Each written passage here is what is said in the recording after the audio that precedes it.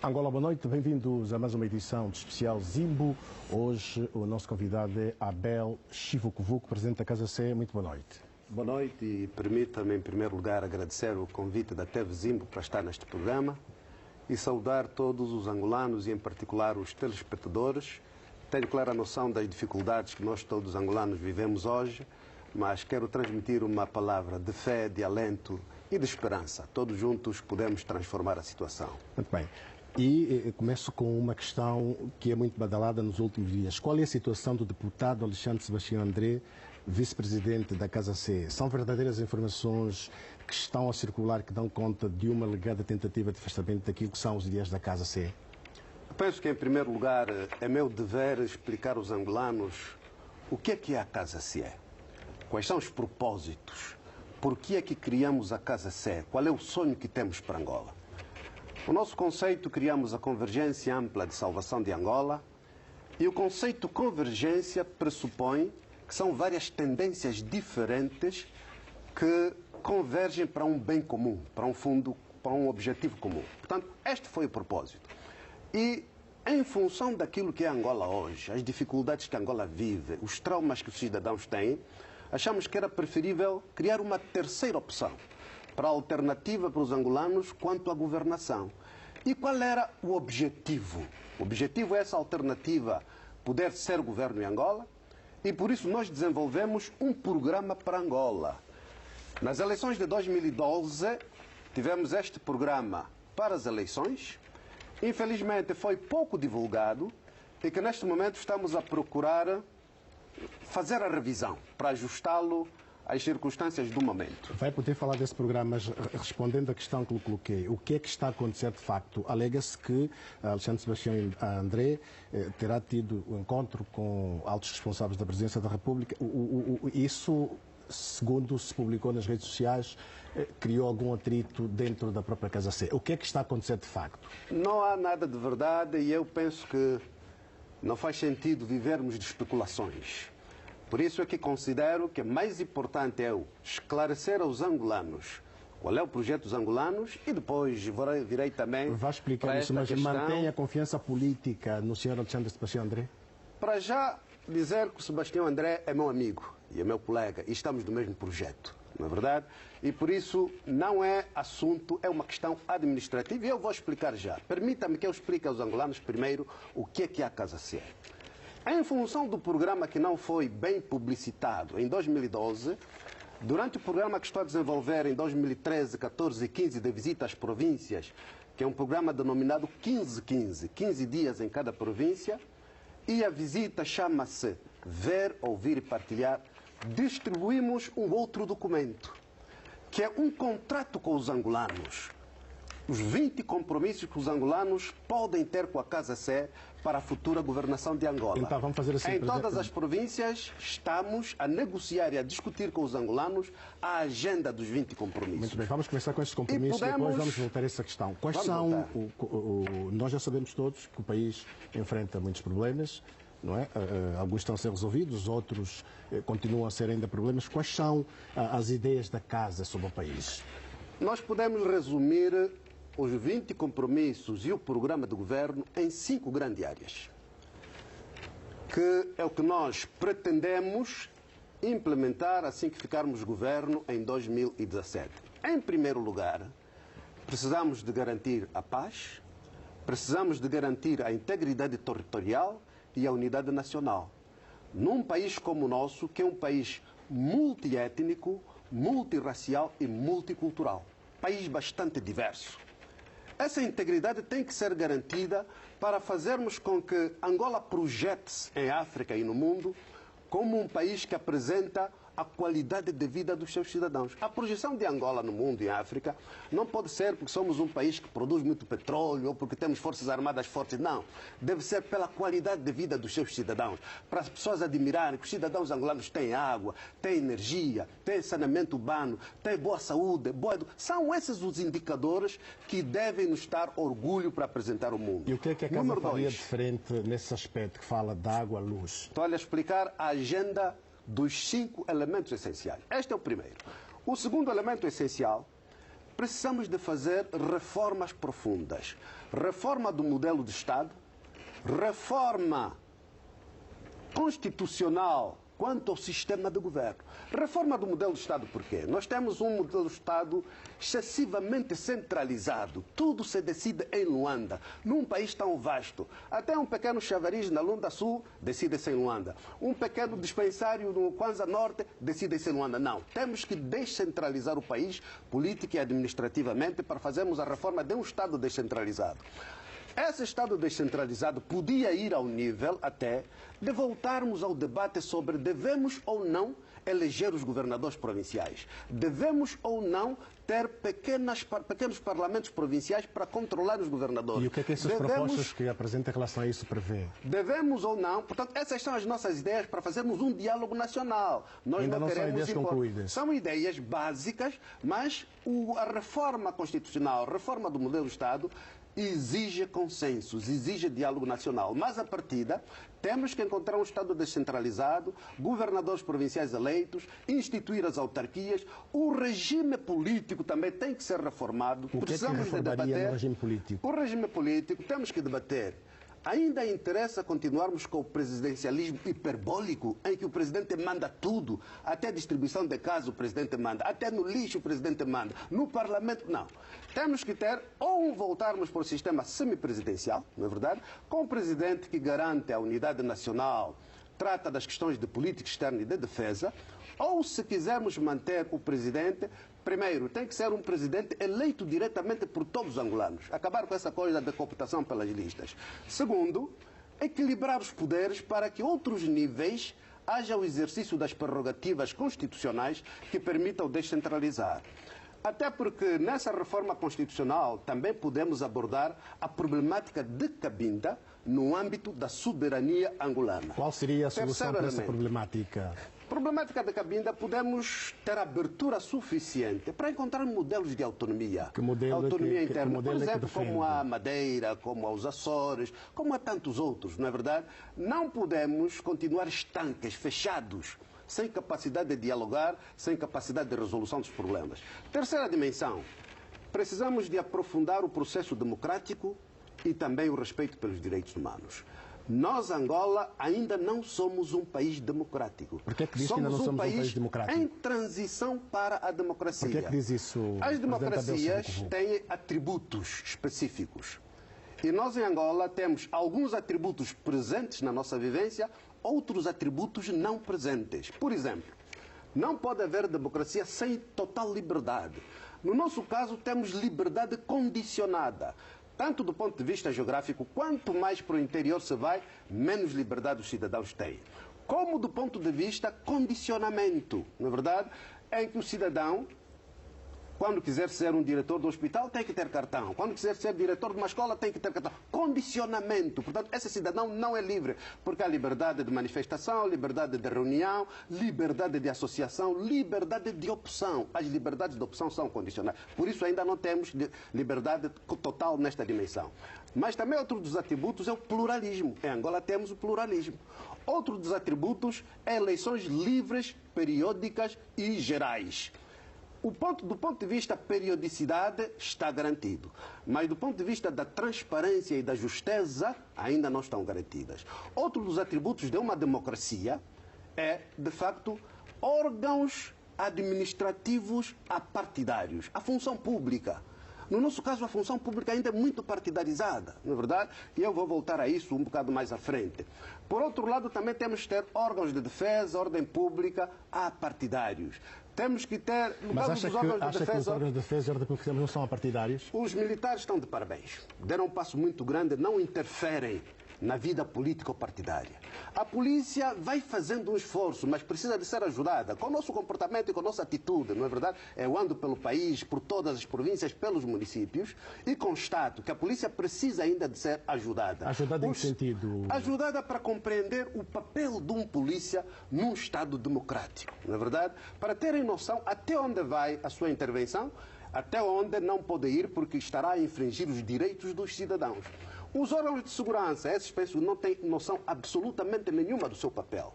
Os órgãos de segurança são para defender o Estado, não são para vigiar os políticos, vigiar os cidadãos, etc. O senhor é vigiado por algum órgão de segurança? Absolutamente, absolutamente. Isso é do conhecimento público. Portanto, este elemento precisa de ser acautelado para que tenhamos uma democracia efetiva. Os direitos humanos também precisamos de fazer um esforço, não nos fica bem ficarmos ali com essas histórias dos meninos, agora entraram outra vez em greve, só porque foram presos por estar a ler livros, não é verdade? Os massacres dos calopetecas. Há coisas que nós precisamos de cuidar. Angola já é um país maduro para estar suficientemente avançado e não permitir que determinadas coisas manchem a sua imagem. Quarto elemento, governação baseada no patriotismo, competência e honestidade. O que é que isso significa? Isso significa que nós, governo em 2017, não vamos fazer o governo dos membros da casa. Temos que valorizar as capacidades e os valores que temos nos recursos humanos nacionais. Um governo, portanto, a casa o que é que deve fazer? Deve ser o conceito, a visão, que tipo de país queremos. Mas depois valorizar todos os cidadãos. É patriota, é competente, é honesto. Não implica ser do MPLA, não implica ser da UNITA, do PRS, do Bloco, ou se é cidadão comum. O importante é que vai pôr o seu saber ao dispor do país. Portanto, é esse o conceito que nós temos, de um lado. Por outro lado, também a governação patriótica, com competência e honestidade, pressupõe necessariamente termos um conceito de função pública do Estado. Não é função pública de partidos. Esses cidadãos que são funcionários, muda o governo, continuam funcionários. O que é que muda? Mudam as práticas, mudam os comportamentos e mudam a forma como são remunerados, criações de condições de trabalho, etc. São os mesmos. Da mesma maneira que as Forças Armadas, Polícia, são Forças Armadas do Estado, não são de partidos. Portanto, o conceito tem que ser a valorização da pessoa humana, patriota, nas suas competências e com honestidade, para que o cidadão angolano esteja no centro da governação, seja o elemento fundamental para a governação e os recursos do país sejam judiciosamente utilizados para que o cidadão beneficie desses recursos. Porque não é o que temos feito até aqui. E vou voltar a isso atrás mais logo. Sim, é verdade que a pobreza é o elemento fundamental. E por isso a governação tem que ter como objetivo a erradicação da pobreza. Portanto, este é o quarto elemento. O quinto elemento é o combate à corrupção. É o combate ao clientelismo, à má gestão e termos uma governação com rigor e transparência. Não vale nada termos um país potencialmente rico, mas com cidadãos pobres. Olha o que é isso? Nós queremos ter um país potencialmente rico, com cidadãos que vivem em dignidade, não é verdade? E termos uma gestão que utiliza judicialmente em termos de priorização. Porque nós temos muitos problemas de identificação do que é prioridade. Eu depois posso dar exemplos para que a prioridade seja o cidadão. Nessa questão de governação com rigor e transparência, vamos ter que debater, nós o país inteiro, encontrarmos uma modalidade em que instituímos imunidades perante o passado, mas também estabelecemos responsabilização para com o futuro. Sim, mas o que é que isso quer dizer? Isso quer dizer que nós temos que pôr mesmo uma tábua no passado. Esqueçamos, houve falcatruas e não sei o que, esqueçamos isso.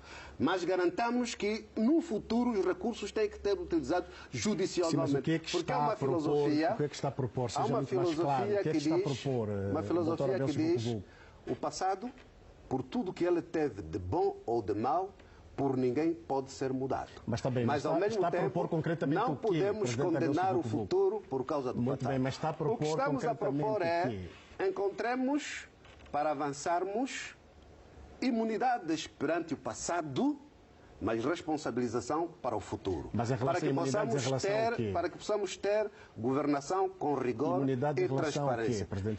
Em tudo o que aconteceu no passado, a má gestão, a corrupção e todos esses fatores, nós não podemos perder tempo com isso.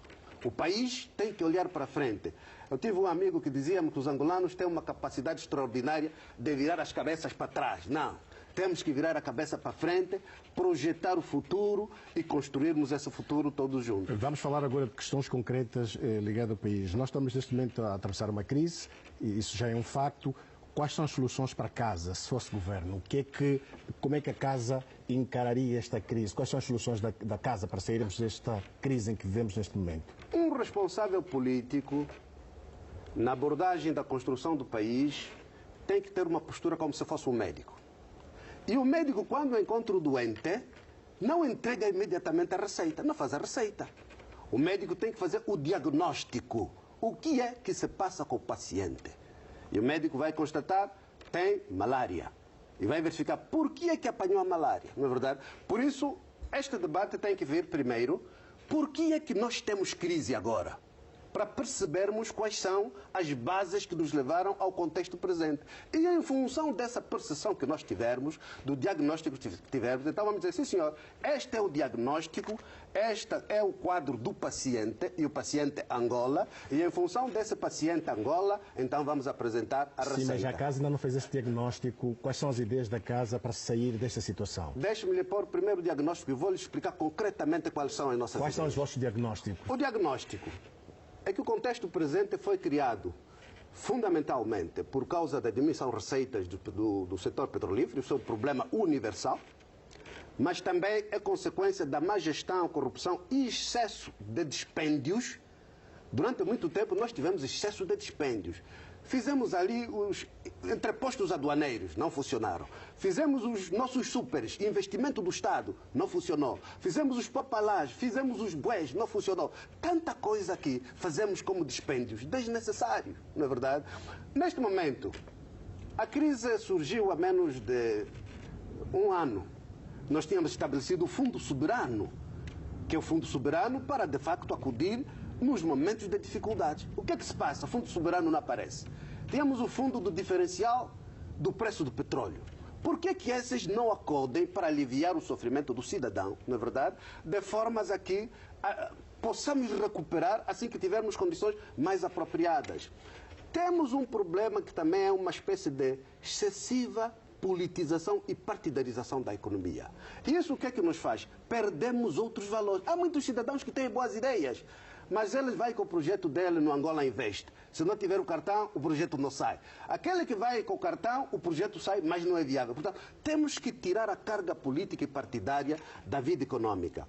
Temos um problema de fraqueza de planeamento e dificuldade de priorização. Por exemplo, nós sabemos que somos um país produtor de petróleo bruto, mas somos um importador de produtos do petróleo. Não faz sentido. Então, por que em 10 anos, 20 anos, não fizemos refinarias para sermos não só produtores de petróleo bruto, mas também consumidores e vendedores de produtos refinados? A Singapura não produz petróleo, mas é o maior refinador. Por que é que nós não fazemos isso e depois exportamos os produtos para o Congo, para a Namíbia, etc.? Sim, é fraqueza de planeação. Já como médico fez o diagnóstico, quais são os medicamentos para a cura? Tem outros fatores para diagnóstico. Eu vou lhe explicar os medicamentos. Outros fatores para diagnóstico, mas para dizer os problemas de priorização. Nós, por exemplo, investimos na nova Marginal de Luanda. Muito bom. Entulhamos o mar, investimos milhões e milhões de dólares. Mas aquilo está bonito, mas mudou a vida de quem? Por que em vez de usarmos esse dinheiro para fazer a marginal onde ninguém vive, podíamos aplicar no Kazenga, no Curtume, no Sambizanga, em Viana, onde vivem as pessoas? Porque acontece, os miúdos saem desses bairros com lixo, com lama, etc., vão no domingo passear na marginal, mas à tardinha têm que voltar outra vez para a lama. Quando devíamos priorizar lá onde vivem as pessoas, porque muda a vida das pessoas. A marginal não muda a vida das pessoas. Fraqueza de planificação. Excessivo Estado na economia, no comércio, na indústria, na banca, nos seguros. O Estado não pode vender fuba nos nossos súperes. Esse não é papel do Estado, esse é papel dos privados. O Estado regulamenta, cria condições, incentiva, fomenta. E os cidadãos livres organizam. Agora, se o Estado vai vender fuba, vai vender açúcar, como fizemos, é por isso que falhou. Muito bem. Agora vamos, o Estado foi fazer, por exemplo, a Zona Econômica Especial. Vamos agora às suas soluções. É o Estado que investiu nas zonas econômicas especiais. Hoje, não sabemos se aquelas empresas são viáveis. Temos o problema do ambiente econômico de negócios, que ainda não é o apropriado. E temos muito desprezo, durante muito tempo, desprezamos os setores primários. Muito bem. A agricultura, a indústria, as florestas, os produtos do mar, o turismo. Nós estamos a falar muito do turismo, por exemplo. Nós fazemos coisas que inviabilizam o turismo. Por exemplo? Os custos da hotelaria são inegáveis, é impossível. Alguém que vem passear para pagar $500 por dia no hotel, isso só se for turismo de ricos, isso não é turismo. Alguém que vem para fazer turismo, mas leva 3 meses para tirar visto, é impossível.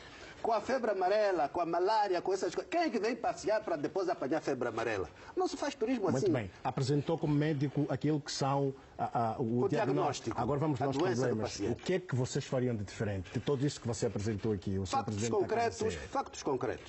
Vamos lá. A questão da presença do Estado da economia. O que é que fariam de diferente? Deixa-me lhe dar factos concretos.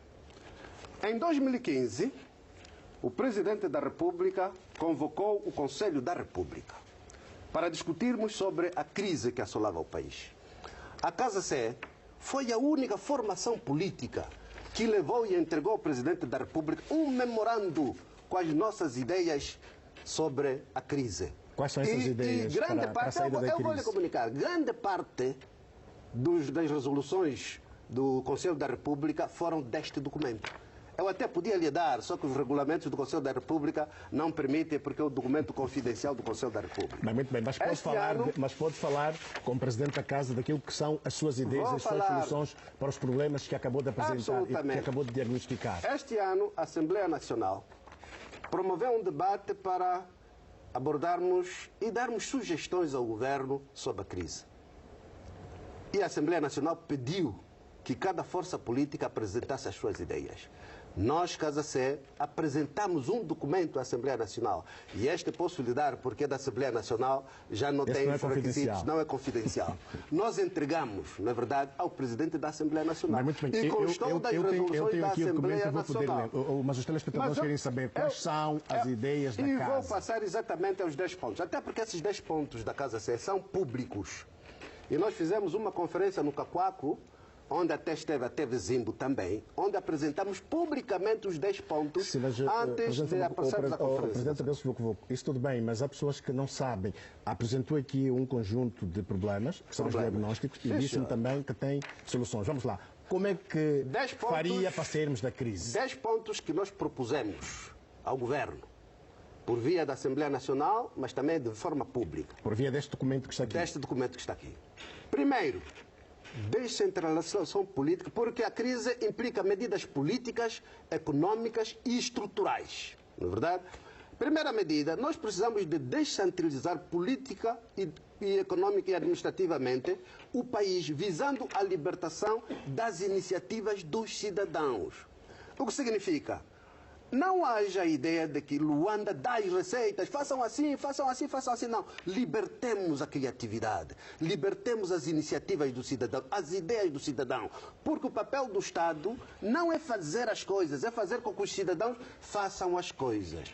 Segunda medida, diminuição do papel do Estado na economia, particularmente nos setores do comércio, serviços financeiros, seguros e indústria. O papel do Estado é criar as condições. Não é o Estado que vai fazer as fazendas. Na minha língua, há um ditado que diz que o carrombo coinhi calale cosamua. Porque o que é de todos nunca resulta. Quando o indivíduo tem a propriedade, cuida bem da sua própria propriedade. Mas o que é que defende um Estado mínimo? Portanto, a Casa defende um Estado mínimo? Não é um Estado mínimo, um Estado presente, mas um Estado não omnipresente. Sim, mas qual seria o papel do Estado no governo da Casa? Regulador e de fomento. Não é o Estado que vai fazer as casas, não é o Estado que vai fazer as lojas, não é o Estado que vai fazer o banco, não é o Estado que vai fazer os seguros, não é o Estado que vai fazer a indústria, fazer as panelas, fazer os baldes, não. Porque essa zona econômica especial, que foi feita pela Sonangol, não é viável. Não é viável. Foi projeto político, não foi projeto econômico. Por que acha que não é viável? Não é viável. Até hoje nunca ouvimos falar sobre os balanços da produtividade dessas empresas. A viabilidade. Não se sabe. Está opaco. E não tem efeito nenhum na vida nacional. Não é verdade? Portanto, é preciso reduzir isso. Terceiro, democratização e liberalização das oportunidades. acabar com a partidarização e exclusão nas oportunidades de financiamento das iniciativas e projetos dos cidadãos. O que significa?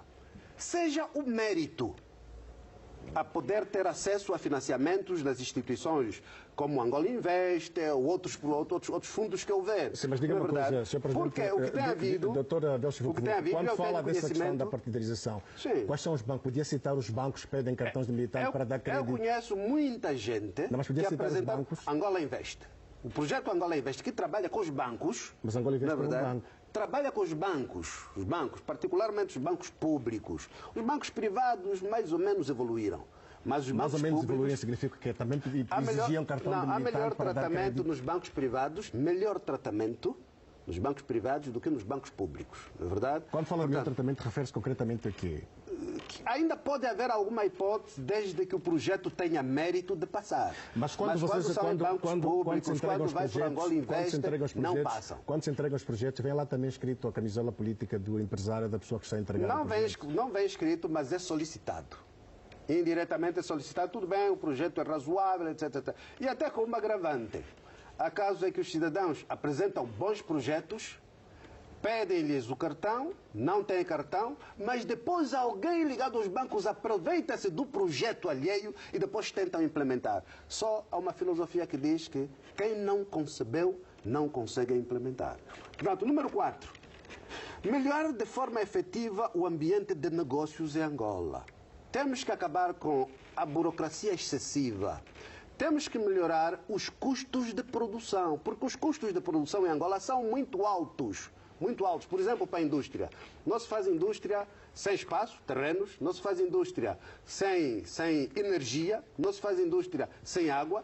E com a nossa indústria intermitente, é preciso que quem faz o projeto tem que pôr geradores. Mas o que é que faria de diferente do que está a ser feituoso em relação a essa questão da melhoria do ambiente de negócios? Melhoria do ambiente de negócios, acabar com a própria burocracia excessiva, melhorar as infraestruturas de suporte para os investimentos. Na verdade, o cidadão tem que ter energia regular, não pode ter que meter mais gerador, porque se tem que meter gerador, depois tem que comprar combustível, encarece o produto e deixa de ser viável com o produto que é feito na Tailândia, na Singapura, onde encontram melhor ambiente de negócios.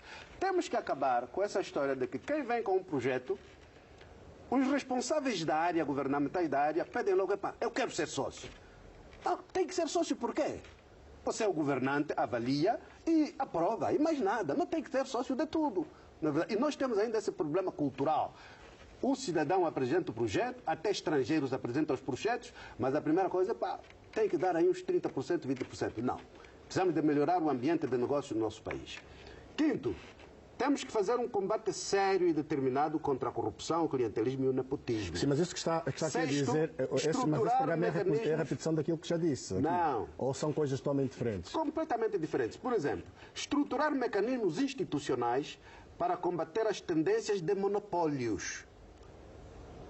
Controle das contratações do Estado e controle da qualidade das obras. Por quê?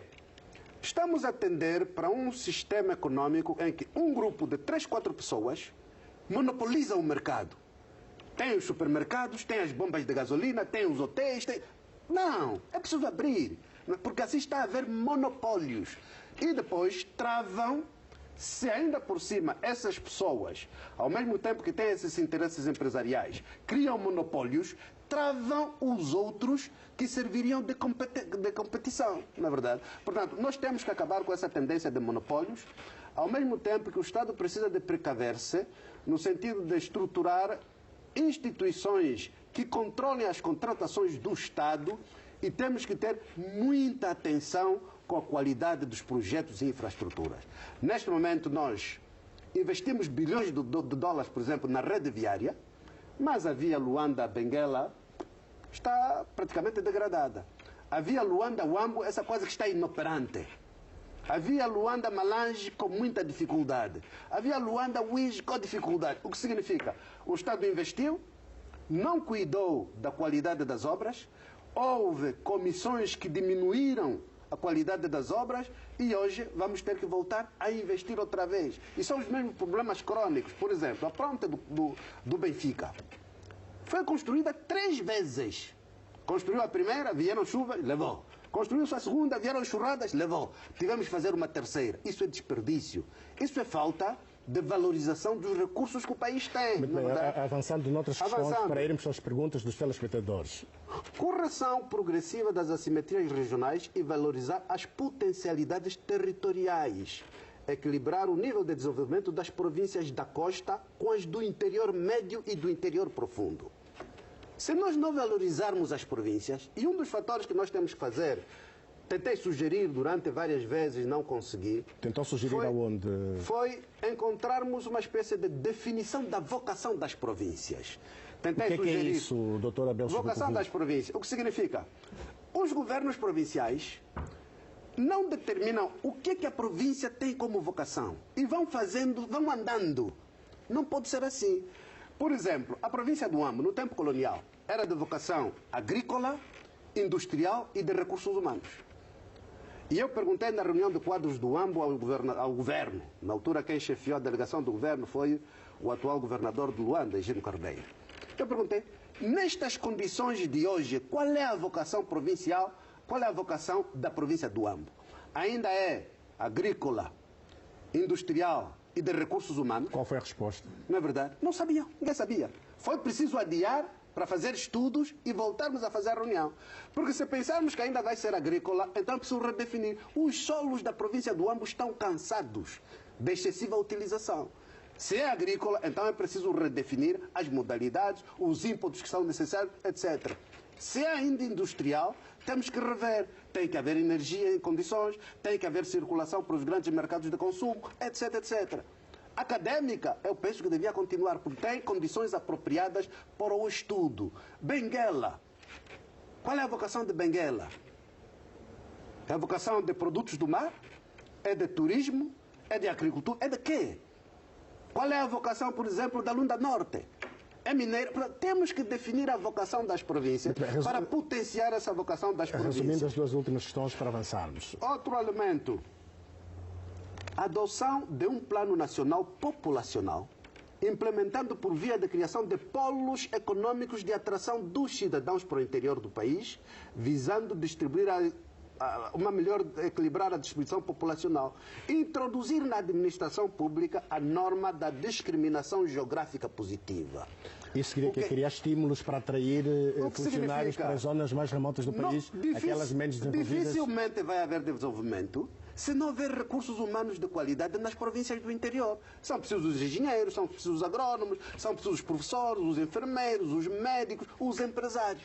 E então, o conceito é, de um lado, criar polos que diretamente façam a atração dos cidadãos para irem nessas áreas, ou então criarmos zonas salariais diferenciadas para que um enfermeiro que quer ficar em Viana, por exemplo, pode ter o salário de base de 150 mil kwanzas. O mesmo enfermeiro com a mesma categoria, se for para Malange, passa para 220. Se for para Saurimo, passa para 300. Se for para Lumbalangimbo, passa para 350. O que é que vai acontecer? Esse enfermeiro vai preferir ir para Lumbalangimbo, onde ganha 350, em vez de ficar no Kazenga, onde ganha 150. Vai o enfermeiro, depois vai o professor, o funcionário, depois vai o engenheiro, vai não sei o quê. O comerciante também vai lá, porque está a haver poder de compra nessas localidades do interior, e nessa altura o comerciante também vai lá, monta o seu bar, monta não sei quantos, etc. E desenvolve-se. Porque enquanto estivermos nessa condição, eu tenho dito aos colegas, não se salva Luanda investindo em Luanda. 70% dos recursos do país ficam em Luanda. O que é que estamos a fazer? Fazer com que todos do interior sintam que as oportunidades estão em Luanda. E já que fala de Luanda, quais são as suas ideias em relação àquilo que são os problemas de Luanda? Como é que resolveria os problemas da cidade? Eu penso que, no caso de Luanda, o governo desistiu. Como assim desistiu? Mostrou-se incompetente. Como assim desistiu? Primeiro, como já disse, não se resolve Luanda investindo simplesmente em Luanda. Resolve-se Luanda, em primeira instância, resolvendo o país. Não é verdade? Para que não haja esse fluxo migratório que cria pressão sobre as infraestruturas de Luanda, em primeiro lugar. Segundo lugar, o governo não teve a capacidade de estancar o crescimento desordenado. Luanda cresce todos os dias desordenadamente e o governo não consegue estancar o crescimento desordenado. Como é que o senhor faria para estancar isso? O crescimento desordenado? Definir a partida até onde já está desordenado, porque isso precisa depois de reordenamento, e imediatamente urbanizar as zonas virgens. Na verdade, criar os lotes, meter as estradas, meter as infraestruturas, a água, a energia, estabelecer a dimensão social das áreas em função da capacidade dos cidadãos. Os cidadãos que querem fazer casas de até 15 mil dólares, os cidadãos que querem fazer até 100, os cidadãos... áreas específicas. Haver um centro onde as pessoas dizem, sim senhor, eu quero um espaço. Sim senhor, onde é que queres? Qual é o modelo de casa que queres fazer? Quero fazer assim. Sim senhor, tem espaços assim. Encontra tudo já feito. E é difícil ocupação anárquica em zonas já urbanizadas. Quando os terrenos estão assim, virgens, os cidadãos ocupam à toa. E o governo não teve capacidade de urbanizar as zonas virgens. Até porque há um problema muito grande. E eu estive a fazer campanha contra o governo. Foi na história de que os cidadãos deveriam pagar um imposto predial urbano. Não deviam pagar? Eu andei pelos bairros a dizer, não paguem. Por que andou a dizer que não paguem? Porque 80% do parque imobiliário de Luanda, se não de Angola, não está legalizado. E quem dificulta a legalização dos cidadãos é o Estado. Tinham criado a filosofia do cadastramento. Os cidadãos dos bairros correram, cadastraram. Zero, não aconteceu nada. Até agora, ninguém consegue legalizar o seu terreno, ninguém consegue ter direito de superfície, ninguém consegue legalizar o seu... Como é que me vão pedir, eu, pagar o imposto de uma casa fisicamente é minha, mas por lei não é minha? O senhor não pagou o imposto predial urbano? No terreno que não tem documentos, não pago. Não, mas na casa em que vive atualmente? A casa em que eu vivo é minha porque comprei do tempo colonial. É de escritura colonial. E eu pago imposto todos os anos em janeiro. O imposto até foi barato, eram 20 e tal mil kwanzas, agora passou a 100 e tal. Mas nos meus outros empreendimentos em que não tenho documentos, não pago. O Estado facilita os cidadãos terem documentos das suas casas, porque o cidadão que tem o documento da casa dele, e há cidadãos que fizeram investimentos... Não pode ser acusado de solicitar os cidadãos a não cumprir com as suas obrigações para com o Estado. É pedir para o governo cumprir com as suas obrigações. Nós não podemos ter uma vivência... O senhor, se fosse governo, toleraria um ato como esse, os cidadãos não pagarem por causa das condições que o senhor coloca aqui? Nós não podemos ter uma vivência em que o Estado não cumpre as suas obrigações para com o cidadão e quer que o cidadão cumpra para com o Estado. Não, é recíproco. Até porque o Estado tem interesse em resolver a outorga dos documentos das casas que os cidadãos construíram, dos terrenos que os cidadãos têm, porque há cidadãos que fizeram casas extraordinárias, Benfica, Morro Bento, Viana, Cacoaco. E essas casas, se tivessem documentos, serviriam de colateral bancário para os projetos que os cidadãos querem fazer. Porque ele vai no banco e vai dizer, sim senhor, queres quanto? Quero 20 milhões de kwanzas. Tudo bem. O que é que tens para servir de garantia ao banco? Tenho na minha casa. Ok, traz os documentos. Não tenho documentos. O banco não aceita. Então, o Estado deve fornecer os documentos ao cidadão. O Estado ganha duas vezes. Potencia o cidadão, porque esse cidadão torna-se proprietário e pode usar o seu bem para outros projetos. Por outro lado, passa a ser um pagador de impostos, porque tem a casa legalizada. Esse é o papel do Estado. Nós temos um Estado que parece que gosta de dificultar a vida do cidadão. Quando o papel do Estado é facilitar, é servir o cidadão não tem nada que lutar para ter bilhete de identidade. O Estado é que deve ir à casa do cidadão entregar o bilhete de identidade ao cidadão, porque é um direito do cidadão. E agora, ainda pior, parece que o Estado nem consegue ter os materiais para fazer os bilhetes do cidadão. Vergonha. Por que não vão buscar o dinheiro do Fundo Soberano para resolver esses problemas? Não é verdade? Portanto, são essas coisas que dificultam a realização da própria, como é que diria, o slogan atual da diversificação da economia. Muito bem, nós vamos deve fazer a diversificação da economia? Doutor Abel Silva Covoco, a diversificação da economia tem que ser feita pelos cidadãos, não vai poder falar, mas nós somos uma televisão comercial e vamos ter que fazer aqui um intervalo comercial. Nós voltamos daqui a pouco para continuarmos esta entrevista aqui no Especial Zimbo com o Dr. Abel Silva Covoco. Até já.